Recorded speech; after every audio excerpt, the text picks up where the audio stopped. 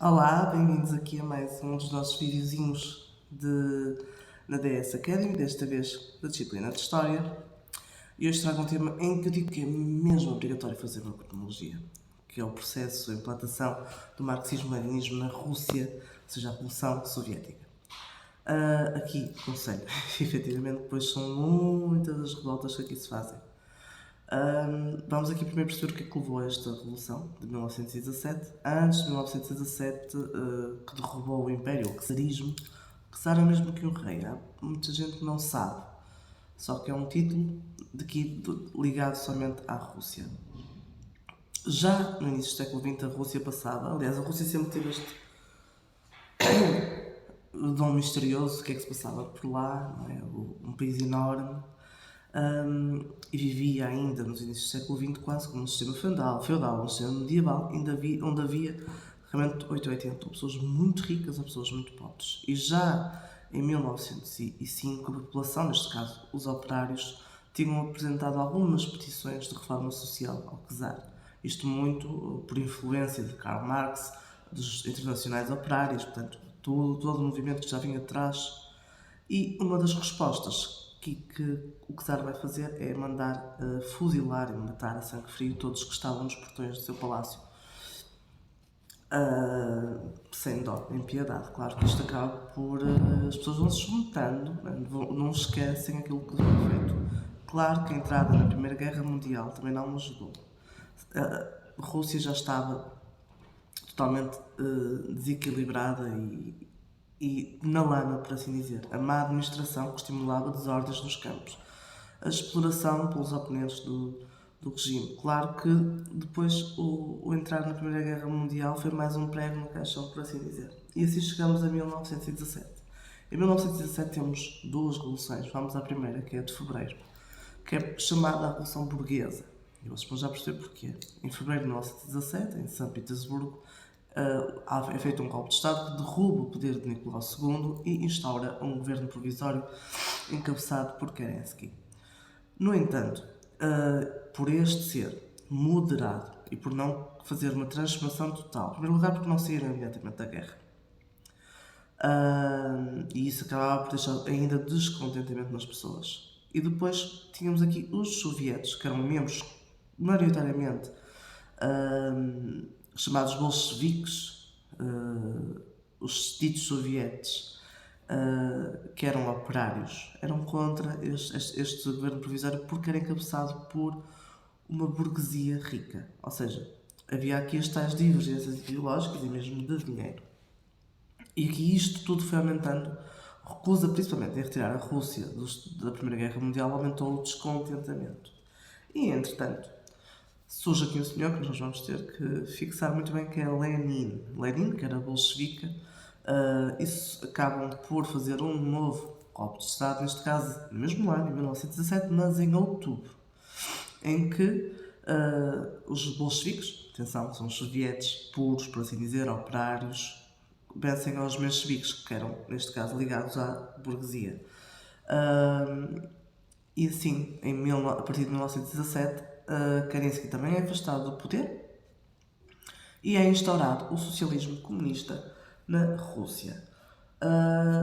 Começamos a chamar entre 1918 e 1921 chamado período de comunismo de guerra. A primeira coisa que temos aqui três nomes que vocês convém saber, principalmente um deles, Lenin, que vai estar acompanhado de duas das grandes figuras, Trotsky, que era comissário de guerra, e Stalin, que era comissário das nacionalidades. Depois havia também isto de espalhar esta noção de comunismo e da força do proletariado pelos outros lugares, pelos outros países à volta. Primeira coisa que vou fazer, efetivamente, tirar a Rússia da guerra. E por isso assinam um tratado com a Alemanha, um tratado de paz de Brest-Litovsk, em que retiram-se assim da Primeira Guerra Mundial.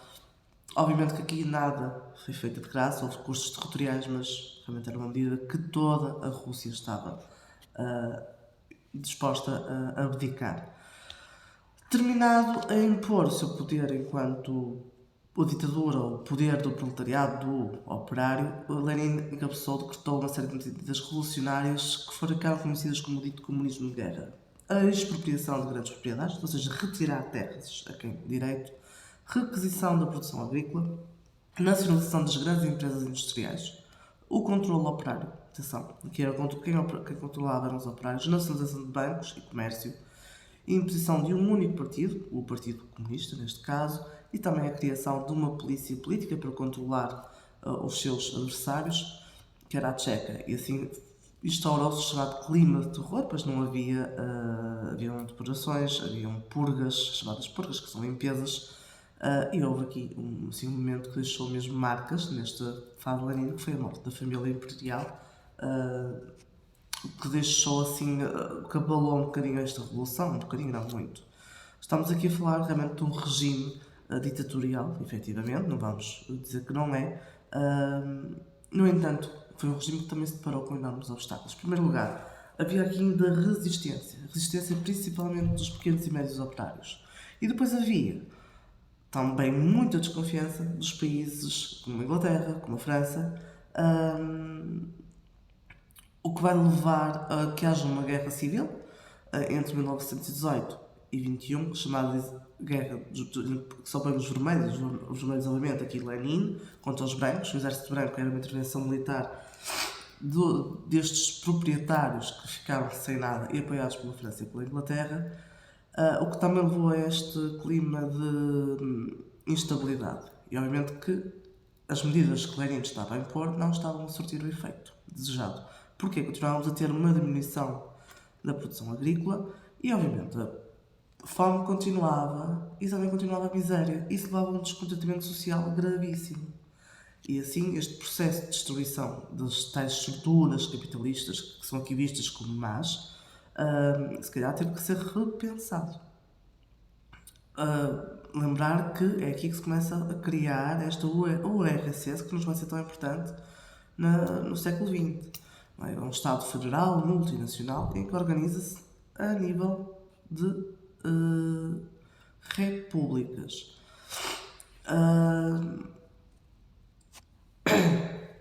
O que é certo é que depois desta guerra civil, Lenin, efetivamente, parece que quem em si percebe que é necessário voltar atrás, aqui com um pezinho. E neste caso, ele cria a chamada nova política económica, a NEP, em que tem o objetivo principal de fazer uma recuperação económica, ou seja, para criar um bem-estar para a população. E aqui vamos ter o restabelecimento de uma pequena iniciativa privada, substituição das requisições de produção por géneros, por exemplo, possibilidade dos camponeses venderem no mercado os excedentes, permissão de importação de capitais, privatização de algumas empresas, só que elas tinham menos de 20 operários, criação de prémios de produtividade e criação de um Estado federal, neste caso da URSS, e reforma monetária, o rublo neste caso. Quais foram efetivamente os resultados da NEP? Foram resultados positivos. Houve aqui um relançamento da produção, uma reanimação das trocas e bens agrícolas, estimulou a produção industrial. A nível de domínio social, efetivamente, a execução da NEP acarretou sérios riscos à realização do objetivo. Porquê? Porque cada vez mais tínhamos uma nova classe média a emergir, neste caso, os proprietários rurais abastecidos, os chamados kulaks, e os pequenos comerciantes, os nepten, ou seja, homens da NEP. E assim continuamos neste poder até à morte de Lenin, que depois, já sabemos, quem está ao poder é Stalin, embora não tenha sido bem assim, que aquilo que Lenin queria, mas isso deixamos para outra altura. Bem, já sabem, qualquer dúvida não só de história, mas de outras disciplinas como matemática ou português, nós na dsacademy.pt estamos aqui para vos ajudar. Até à próxima!